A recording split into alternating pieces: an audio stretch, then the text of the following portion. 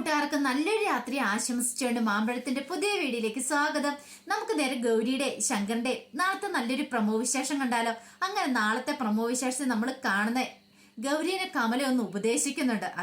അത് ഒരു ഒന്നൊന്നര ഉപദേശം തന്നെയായിരുന്നു. അപ്പൊ അതിന്റെ വിശേഷങ്ങളും അതോടൊപ്പം തന്നെ പ്രൊഫസറുടെ വീട്ടിലെത്തിയ സന്ധ്യ കുറെ പ്രശ്നങ്ങളൊക്കെ അവിടെ ഉണ്ടാക്കുന്നുണ്ട് മുത്തശ്ശിയൊക്കെ ആയിട്ട്. അപ്പൊ അതിന്റെ കുറച്ച് നല്ല വിശേഷങ്ങളൊക്കെയാണ് നമ്മൾ നാളെ കാണാൻ പോകുന്നത്. ഇന്ന് തന്നെ നമ്മൾ കണ്ടു മഹാദേവന്റെ അടുത്ത് ചെന്ന് ശങ്കർ കാര്യങ്ങളൊക്കെ പറയാൻ പോവാണ്, വേണി ഗർഭിണിയല്ല എന്നുള്ള കാര്യം. പക്ഷെ ചെന്ന് കഴിഞ്ഞപ്പോൾ മഹാദേവന്റെ സന്തോഷം കണ്ടിട്ട് ശങ്കറിനത് പറയാൻ തോന്നിയില്ല. അച്ഛൻ ഭയങ്കര സന്തോഷത്തിലാണെന്ന് ശങ്കറിന് മനസ്സിലായി. കാരണം മുത്തശ്ശിയോട് വേണിയുടെ കുഞ്ഞിനെ കുറിച്ചൊക്കെ പറയണേ. വേണിയുടെ വയറ്റിനോട് ഒരു ചരങ്കൊച്ചാണ്, അതിനിടാനുള്ള പേര് വരെ ഞാൻ കണ്ടുപിടിച്ചിട്ടുണ്ടെന്നൊക്കെ ഇങ്ങനെയൊക്കെ പറയുന്ന ഒരാളോട് എങ്ങനെയാ ചെന്ന് പെട്ടെന്ന് വേണി ഗർഭിണിയല്ലെന്നുള്ള കാര്യം പറയണേ. അത് കേട്ടിട്ടുണ്ടെങ്കിൽ ഒരിക്കലും അച്ഛന് സഹിക്കാൻ പറ്റില്ലെന്ന് ശങ്കറിന് മനസ്സിലായി. ശങ്കർ ആകെപ്പാടെ തകർന്ന് തരിപ്പണായപ്പി. പിന്നീട് എന്ത് ചെയ്യണമെന്ന് അറിയത്തില്ലാതെ ശങ്കർ തിരികെ ഗൗരിയുടെ അടുത്തേക്ക് വരിക. ഗൗരിയോട് വന്നിട്ട് പറഞ്ഞു, എനിക്ക് പറയാൻ പറ്റുന്നില്ല ഗൗരി, അത്ര സന്തോഷത്തോടെ ഇരിക്കുന്ന ഞാൻ അച്ഛനോട് എങ്ങനെ ഇതിനെക്കുറിച്ചൊക്കെ പറയണേ? എനിക്ക് എന്ത് ചെയ്യണമെന്ന് അറിയത്തില്ല. ഇനിയിപ്പോ എന്തേലും ഒരു വഴി ദൈവമായിട്ട് തന്നെ കാണിച്ചു തരണമെന്ന് പറയാം. ഗൗരി പറഞ്ഞു, ഇത് പറയാതിരുന്നിട്ട് കാര്യമില്ല, എത്രയെന്ന് വെച്ചാൽ അതിങ്ങനെ മുന്നോട്ട് കൊണ്ടുവന്നേ. അധികം വൈകാതെ തന്നെ വേണിക്ക് ഗർഭമില്ലാന്ന് എല്ലാവരും അറിയും. കാരണം വയറ് വളർന്നു വരണം. ഇത് മറച്ചു വെക്കാൻ പറ്റിയ സംഭവം അല്ലല്ലോ ഗർഭം എന്ന് പറഞ്ഞാല്. അപ്പൊ അതുകൊണ്ട് എത്രയും പെട്ടെന്ന് തന്നെ പറയുന്നതന്നെ ശങ്കരൻ നല്ല.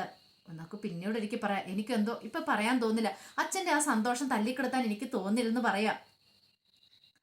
പിന്നീട് പ്രൊഫസറുടെ വീട്ടില് മുത്തശ്ശി എന്ത് ചെയ്യുവാണ്, വേണിക്ക് ഒരു പണി കൊടുക്കാം. വേണിക്ക് ഇടയ്ക്കിടയ്ക്ക് അങ്ങനെ പണിയൊക്കെ ചെയ്യുന്ന കരികലേക്ക് ഇട്ട് കൊടുത്തിട്ട് നന്നായിട്ട് മിറ്റം കുനിഞ്ഞ് അടിച്ചു വരാൻ പറയും. കാരണം നന്നായിട്ട് ഗർഭിണിയായ സമയത്ത് അങ്ങനെയൊക്കെ ചെയ്താലോ സുഖപ്രസവം നടക്കുള്ളൂ പോലും.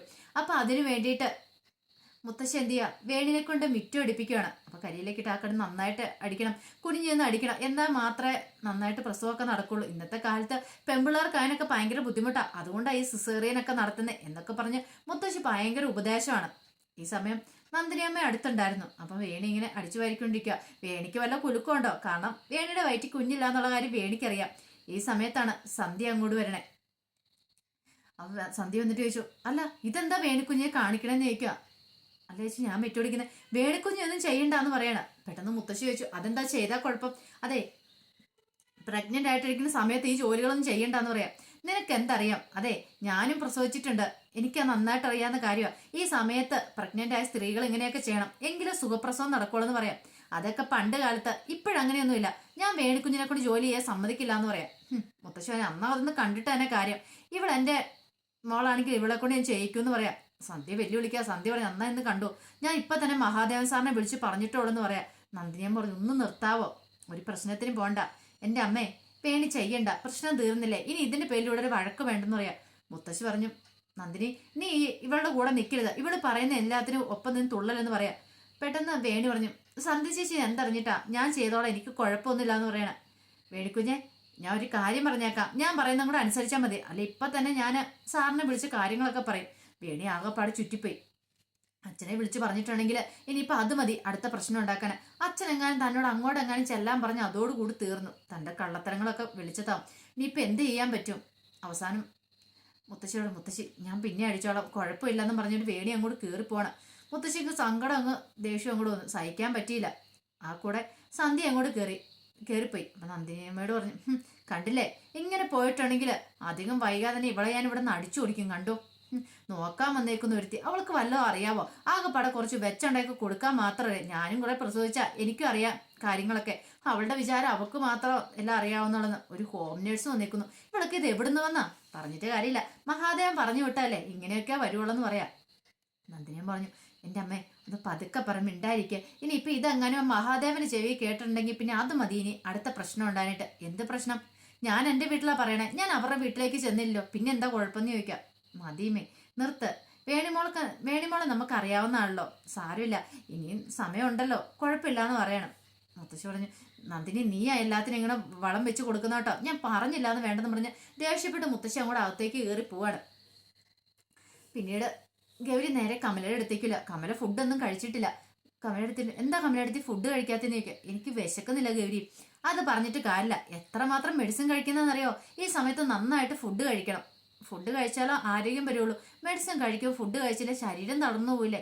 എനിക്ക് വേണ്ട ഗൗരി, എനിക്ക് വിശപ്പേ ഇല്ലാന്ന് പറയാം. അങ്ങനെ പറഞ്ഞിട്ട് കാര്യമില്ല, ഞാൻ എടുത്തോണ്ട് വരാമെന്നും പറഞ്ഞ് നേരെ അടുക്കളയിൽ പോയി കമലയ്ക്കുള്ള ഫുഡുമായിട്ട് വരുവാണ്.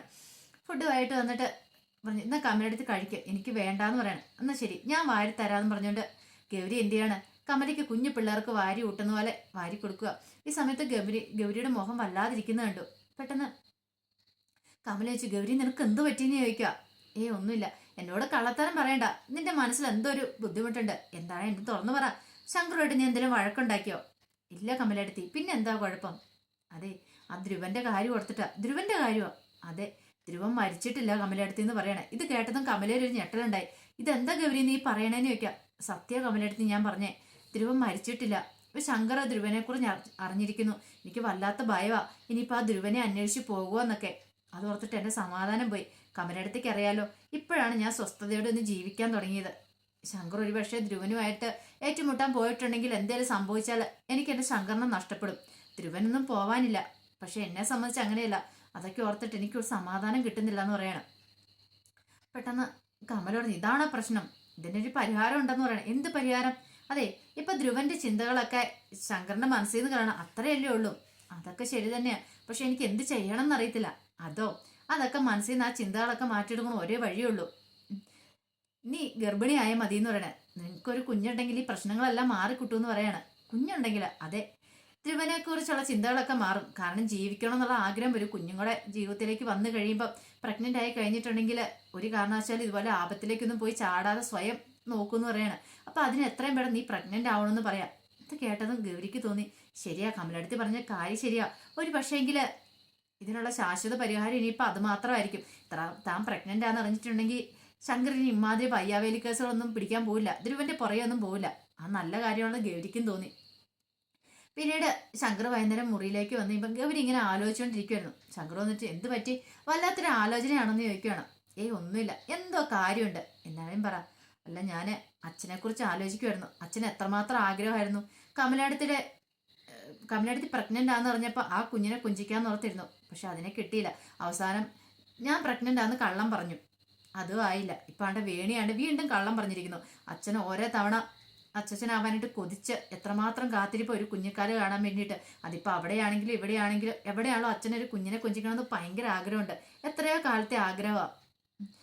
അല്ല ശങ്കറെ, വേണി പ്രഗ്നന്റ് അല്ല, ഇനിയിപ്പം ഉടനെ വേണി പ്രഗ്നന്റ് ആകാനും പറ്റില്ല. ഇനി ഏക പോകുമ്പഴേന്ന് പറഞ്ഞിട്ടുണ്ടെങ്കിൽ ഇനിയിപ്പോൾ ശങ്കറിന് ഒരു അച്ഛനാകാൻ പറ്റും. ഒരു പക്ഷേ അച്ഛനൊരു കുഞ്ഞിനെ കൊഞ്ചിക്കണമെങ്കിൽ നമ്മുടെ കുഞ്ഞിനെയല്ലേ ഇനിയിപ്പോൾ കുഞ്ചിക്കാൻ പറ്റുള്ളൂ എന്ന് പറയാണ്. ഇത് കേട്ട ശങ്കർ ചല്ല, നീ എന്താ പറഞ്ഞേ? അല്ല, ഞാൻ പ്രഗ്നന്റ് ആവണം, നമുക്കൊരു കുഞ്ഞ് ജനിക്കുവാണെങ്കിൽ അച്ഛനത് ഭയങ്കര സന്തോഷമാവൂലേ, അച്ഛനൊരു കുഞ്ഞിനെ കൊഞ്ചിക്കാൻ പറ്റില്ലേന്ന് ചോദിക്കുക. ഇത് കേട്ടത് ശങ്കറിന്റെ മുഖം ഒന്ന് വളർന്നു. സത്യമാണോ ഗൗരി നീ പറയണേന്ന് ചോദിക്കുക. സത്യം ഞാൻ പറഞ്ഞത്. അങ്ങനെയാണെങ്കിൽ നല്ല കാര്യമല്ലേ, നമുക്കൊരു കുഞ്ഞിനെ കൊടുക്കാൻ പറ്റുമെങ്കിൽ അച്ഛനത് ഭയങ്കര സന്തോഷമാവും. അങ്ങനെ ഞാൻ പ്രഗ്നന്റ് ആവുകയാണെങ്കിൽ പിന്നീട് വേണിയുടെ കാര്യം പറയാനുള്ള അച്ഛന് കുഴപ്പമൊന്നും വരത്തില്ല. അച്ഛന് പിന്നെ അത്ര ബുദ്ധിമുട്ട് തോന്നത്തില്ല. കാരണം ഒരു കുഞ്ഞ് ഈ കുടുംബത്തിൽ പിറക്കാൻ പോകാനുള്ളൂ, അതും ചാരങ്ങാട്ട് വീട്ടില്. കുട്ടിശങ്കറിന്റെ ഒരു കുഞ്ഞും കൂടെ ആണെന്ന് പറഞ്ഞാൽ അച്ഛൻ നിലത്തെങ്ങും ആയിരിക്കില്ല നിൽക്കുന്നത്. അപ്പൊ വേണിയോട് ക്ഷമിക്കാനായിട്ട് അച്ഛന് സാധിക്കും. അതാ ഞാൻ പറഞ്ഞത്, നമുക്ക് എത്രയും പെട്ടെന്ന് ഒരു കുഞ്ഞു വേണമെന്ന് പറയാം. ഇത് കേട്ടപ്പോൾ ശങ്കർ, അത് ശരിയാ, നീ പറഞ്ഞത് ശരിയാ, അല്ലെങ്കിൽ നമുക്ക് ആ വഴി നോക്കാന്ന് പറയണം. അങ്ങനെ ഗൗരീനെ കെട്ടിപ്പിടിക്കുകയാണ്. ഇനിയിപ്പം അതിന്റെ വിശേഷങ്ങളാണ് നമ്മൾ കാണാൻ പോകുന്നത്. വേണി പ്രഗ്നന്റ് അല്ലാന്ന് അറിഞ്ഞു കഴിയുമ്പം മഹാദേവൻ പൊട്ടിത്തെറിക്കാതിരിക്കാൻ വേണ്ടിയിട്ടാണ് അവരിങ്ങനെ ഒരു കാര്യം ചെയ്യാൻ പോകുന്നത്. അപ്പൊ ഇനിയിപ്പോൾ പിള്ളേരുണ്ടാവുമോ എന്തെങ്കിലും സംഭവിക്കുമെന്ന് അറിയത്തില്ല. അപ്പൊ അതിന്റെ വിശേഷങ്ങളൊക്കെ നമുക്ക് എല്ലാവർക്കും കാത്തിരിക്കാം കേട്ടോ. അപ്പൊ ആദ്യമായിട്ട് കാണുന്നവരാണെങ്കിൽ ചാനൽ ഇഷ്ടപ്പെട്ട ഒന്ന് സബ്സ്ക്രൈബ് ചെയ്യാൻ മറക്കരുത്. അതോടൊപ്പം തന്നെ കണ്ടുകൊണ്ടിരിക്കുന്ന എല്ലാവരുടെ സപ്പോർട്ടിലായിരിക്കും തുടർന്നും പ്രതീക്ഷിച്ചുകൊണ്ട് എല്ലാവർക്കും ഒരിക്കൽ കൂടി നല്ലൊരു രാത്രി ആശംസിച്ചുകൊണ്ട് നിർത്തുന്നു. നന്ദി.